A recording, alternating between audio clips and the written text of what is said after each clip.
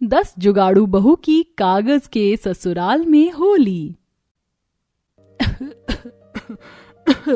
जेठानी जी, मैंने चारों कोने के जाले उतार दिए, अब केवल घर की धुलाई करना बाकी बच गया है।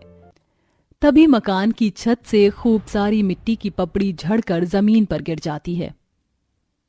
अरे नहीं, अभी अभी तो मैंने इतने साफ सुथरे से झाड़ू पोछा मारा था, ये लेकर सुबह से 5वीं मिट्टी झड़ चुकी है। मैंने तो पहले ही कहा था, इस मकान में होली की साफ सफाई करना व्यर्थ है। कच्चे मकान को मरम्मत और रंग पेंट करवाने की सख्त जरूरत है। क्यों माँ जी? गौरी की इस बात पर यशोदा थोड़ा हताशा भरे स्वर में कहती है। हाँ, मगर बहुओं, तुम 10 के पति कबाड़ी की दुकान से जितना कमा पाते हैं उससे घर का दाना पानी भी बड़ी मुश्किल से चल रहा है। ऊपर से मकान मालिक अव्वल दर्जे का कंजर है। अगर हम रंग पेंट करवा भी लेते हैं तो वह किराए में भी नहीं कटेगा। जैसे हैं रहने दो, हमें टाइम ही तो काटना है। गरीब यशोदा 10 बहू बेटे पोते पोती किराए के एक कमरे में बड़ी गरीबी हालत में गुजारा कर रहे होते हैं। 10 के पति कबाड़ी की दुकान पर काम करते थे, जिसके बदले में उन्हें बहुत थोड़ी तनख्वाह मिलती थी। इसीलिए ज्यादातर वक्त तो आधे महीने में ही घर का राशन पानी खत्म हो जाता है। ऐसे में 10 जुगाड़ू बहू किसी तरह गृहस्थी चलाती थी। होली का त्योहार आने वाला था, तभी रेखा की नजर रद्दी पड़े कॉपी पर पड़ती है। सुनो जरा सब, मुझे एक बहुत ही बढ़िया जुगाड़ सूझा है, जिससे बिना पेंट करवाए हमारा फीका मकान चमक जाएगा। मगर वो कैसे भला? देखो, हमारे पास कितने सारे रद्दी कॉपी हैं जो भर चुकी हैं। हम इन कागज से अपने घर की दीवारों की मरम्मत कर सकते हैं। रेखा का कागज वाला जुगाड़ बाकियों को भी खूब पसंद आता है। हाँ, इस कागज के जुगाड़ से हमारा काम बन जाएगा। चलो सब काम शुरू करते हैं। फिर 2 बहू अंगीठी पर आटे की लेई बनाती हैं, कुछ बहू कागज को जोड़ती हैं और कुछ कागज को दीवार पर चिपकाती हैं। अब सबके पति घर लौट आते हैं। अखिलेश बोलता है, क्या बात है, तुम 10 ने तो जुगाड़ लगाकर घर की जात ही बदल दी, वरना तो हमारे मकान की हालत झुग्गी से भी बदतर हो गई थी। सुधा भाभी, जल्दी से खाना बना दो, बड़े जोर की भूख लगी है। और ये थोड़ी और भारी कॉपियां हैं, तुम लोगों ने लिफाफे बनाने के लिए मंगाई थी, सो हम ले आए हैं। जी हाँ, यहाँ रख दीजिए। दरअसल 10 बहुएं घरेलू कामकाज खत्म करने के बाद कागज के लिफाफे बनाकर राशन वाले लाला के दुकान पर देती थी, जिसके बदले में वो घर बैठकर थोड़ी आमदनी कमा पाती थी। कुछ देर में वह गर्मा गर्म दाल चावल बनाकर सबको परोसती हैं, जिस पर दोनों बच्चे शिबू सुरभि कुरकुराना चालू कर देते हैं। आप सबने फिर से वही गंदा सा दाल चावल बनाया, मुझको नहीं खाना ये दाल चावल। माँ, आपने तो चुपे चुपे मुझको बोला था कि आप मेरे लिए सब्जी पूरी बनाओगी, अब हमेशा झूठ झूठ बोलती हो। ऐसा बोलकर शिबू दाल चावल की थाली को खुद से दूर कर देता है। तभी मनोज भी मुंह सुजाकर बोलता है, तुम लोग रोज रोज दाल इतनी पानी वाली पतली क्यों बनाती हो? थोड़ी गाढ़ी दाल बना देती। एक तो रूखी सूखी दाल चावल खाना है तो थोड़ा तड़का तो लगा देती, बस दाल चावल उबाल कर रख देती हो। ये नहीं सोचती कि अगला बंदा कैसे खाएगा। मनोज को ताव दिखाते देखकर रेखा भड़क कर बोलती है, हाजी आप तो ऐसे गुस्सा दिखा रहे हो जैसे रसोई में सारी चीज भरी हुई थी और हम बनाने में आनाकानी करते हैं। दाल में तड़का तो तब लगाएंगे ना जब टमाटर प्याज होगा। रसोई का राशन खत्म हुए 1 हफ्ता हो गया। गृहस्थी की गाड़ी तो हम जैसे तैसे खींच कर चला रही हैं। अरे तुम लुगाई 2 पैसे घर में रहकर कमाने क्या लग गई हो? इतनी गर्मी दिखाने लग गई हो जैसे हम 10 भाई तो निकम्मे निठल्ले हैं। 1-2 दिन में भी तनख्वाह मिल जाएगी तो भरवा देंगे राशन पानी। अक्सर ही घर की जरूरत और कमाई धमाई को लेकर यशोदा के 10 बहू बेटों के बीच में बहसबाजी हुआ करती थी। कहते हैं ना, हर गरीब परिवार में कलेश की जड़ पैसों की तंगी होती है। यशोदा के घर के हालात में कुछ इसी तरह थे। ऐसे ही वक्त गुजरता है। एक सुबह सुबह अमीर पड़ोसन का बच्चा प्रियांशु महंगी पिचकारी से खेल रहा होता है। बुरा न मानो, होली है भाई, होली है, रंग बिरंगी होली है, हुर्रे! मेरी पिचकारी तो कितनी अच्छी है। प्रियांशु अपनी महंगी पिचकारी दिखा दिखा कर सुरभि और शिबू को चिढ़ाने लगता है। अरे ओ शिबू, देख मेरी पिचकारी कितनी महंगी और सुंदर है। तेरे गरीब माँ बाप ने तुझको पिचकारी नहीं दिलाई क्या? शिबू मुंह फुलाकर अंदर आता है और सुधा से पिचकारी मांगने लगता है। माँ, मुझको कहीं से भी अभी के अभी पिचकारी लाकर दो, मुझे भी होली खेलनी है। अच्छा, तो मेरे दुलारे बेटे को पिचकारी चाहिए, अभी देती हूँ। सुधा ऐसा बोलकर खाट के नीचे पड़ा कट्टा बाहर निकालती है, जिसमें पिछले साल की पुरानी पिचकारी पड़ी होती है, मगर उसे चूहे ने काट दिया होता है। अरे नहीं, मैंने तो कितने जतन से इस पिचकारी को सहेज कर रखा था कि इस साल बच्चे होली खेल लेंगे, मगर इसको चूहे ने कुतर दिया। अब तो ये किसी काम की नहीं रह गई। सुधा की बात सुनकर माला उस पिचकारी को मांगते हुए कहती है, सुधा जीजी लाइए, मैं इस पिचकारी को जुगाड़ से ठीक कर देती हूँ।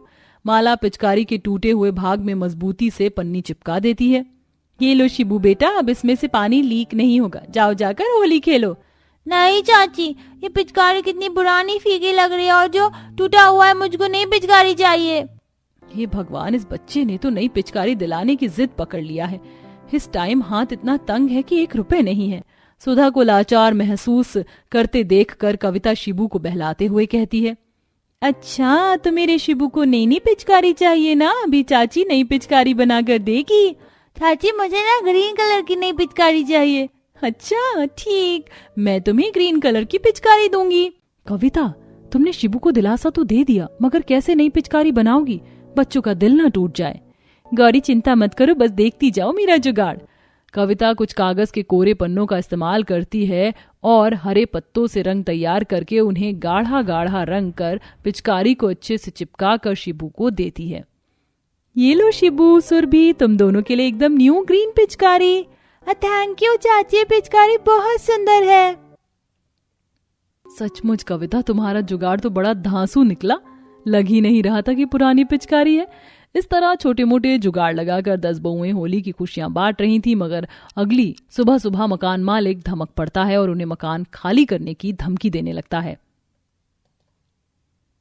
हसमुख लाल जी, आप हमें ऐसे एकदम से कैसे निकाल सकते हैं? हमें दूसरा मकान ढूंढने के लिए समय तो दीजिए। लगता है तुम लुगाइयों को प्यार की भाषा समझ में नहीं आ रही है। मैं तुम्हें 10 मिनट का समय दे रहा हूँ, जल्दी से बोरिया बिस्तर बांध कर खुद ब खुद निकल जाओ। मैंने अपना मकान नई किराएदार को चढ़ा दिया है, वो मुझे तुमसे दुगना किराया दे रहे हैं। मकानदार जी, कम से कम हमारे पतियों को तो आ जाने दीजिए। अरे तुम्हारे पति का क्या, कोई एमएलए लग रहे हैं ससुरे। चलो निकलो यहाँ से।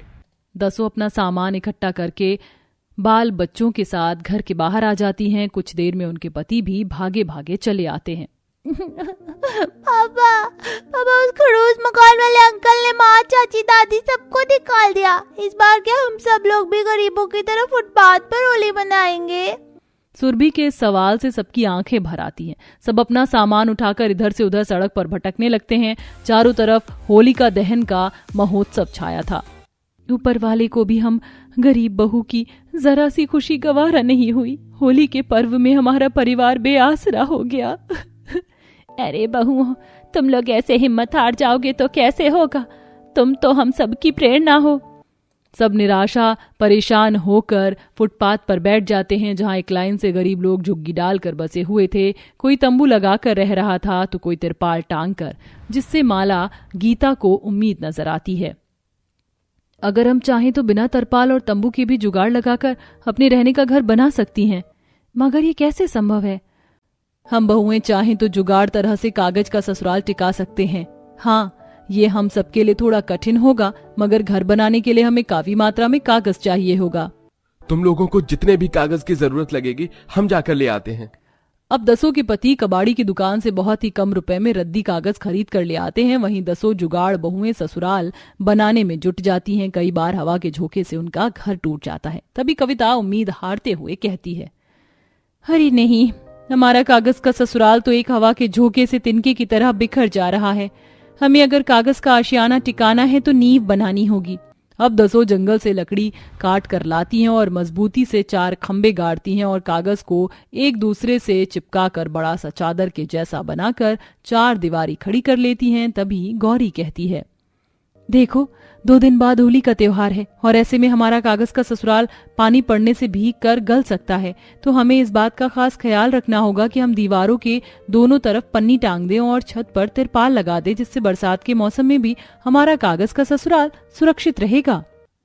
गौरी का जुगाड़ बाकी बहू को काफी ज्यादा पसंद आता है और अब सब बड़े से तिरपाल की छत बना लेती हैं, जिससे उन्हें व्यापार के भी जुगाड़ सूझते हैं। देखो, आखिरकार हम जुगाड़ बहू ने आज अपने परिवार के रहने के लिए कागज का ससुराल बना लिया। वैसे अभी होली पर्व में 2 दिन बाकी हैं, क्यों ना हम बाजार में कागज की पिचकारी बनाकर बेचे और खेल खिलौने भी, तो इतनी बिक्री तो हो जाएगी कि हम होली पर पकवान बना सकें।